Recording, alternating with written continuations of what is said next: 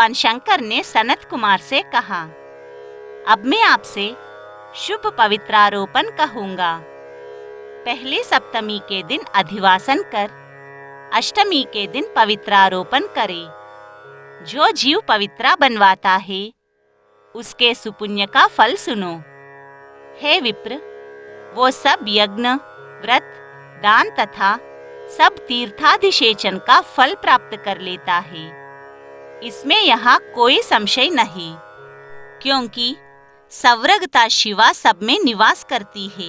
अतः न तो आधी दुख पीड़ा तथा व्याधि होती है, न उसे शत्रु से उत्पन्न भय होता है, न ग्रह से उत्पन्न पीड़ा कभी होती है, तथा उसके अल्प या महान सब काम सिद्ध हो जाते हैं।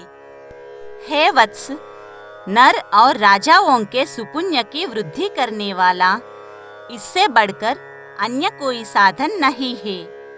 सनत कुमार ने कहा, देवदेव महादेव, आपने जो पवित्रारोपण कहा है उसकी विधि कहे। ईश्वर ने कहा, हे सनत कुमार, सोना, तांबा, चांदी, विशेष रेशमी वस्त्र, कुश या कपास से निर्मित ये ब्राह्मणी रुई से सूत काते। सूत्रों को त्रिगुण कर पुनः त्रिगुणित करने पर उनको 360 गुना उत्तम पवित्र कहा है। 308 सूतों को उत्तम, 270 को मध्यम और 180 सूतों को अधम कहा है।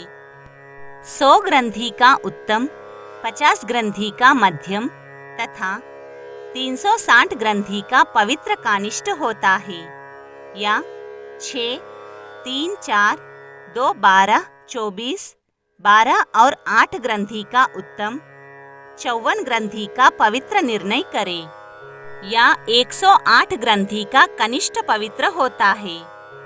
देवी प्रतिमा की नाभि सीमित पवित्र कनिष्ठ, जांघ तक मध्यम, जानू तक पवित्र उत्तम होता है।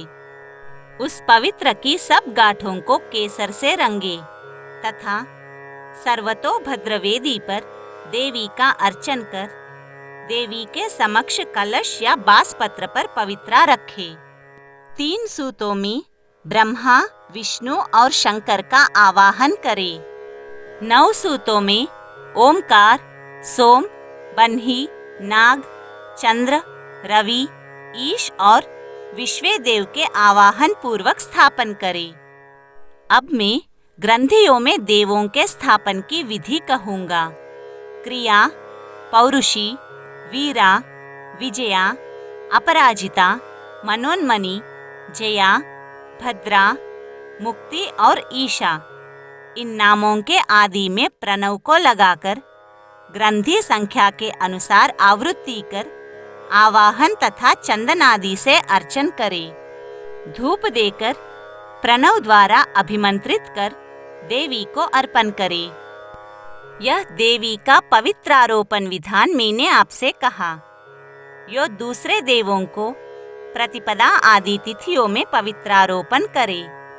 उन देवों को मैं आपसे कहता हूँ, धनद, श्री गौरी, गणेश, चंद्रमा, गुरु, भास्कर, चंडिका, अंबा, वासुकी, ऋषि, चक्रपाणि, अनंत, शिव, ब्रह्मा और पितर, इन देवों का प्रतिपदा आदि तिथि में अर्चन करे। यह पवित्रारोपण प्रधान देवों का है। उनके अंग देवों को 3 तार वाला पवित्रा समर्पण करे। ईश्वर ने कहा, हे विप्रेंद्र, सावन महीने के दोनों पक्ष की नवमी तिथि के दिन जो कुछ कर्तव्य है उसे कहूँगा।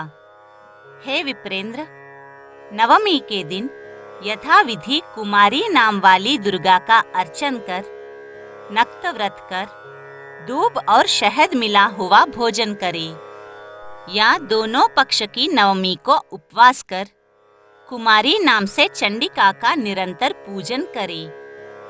जो उत्तम भक्ति द्वारा दुर्गा की पूजा कर लेता है, वो जहाँ गुरु निवास करते हैं उसी परमोत्तम लोक में जाता है।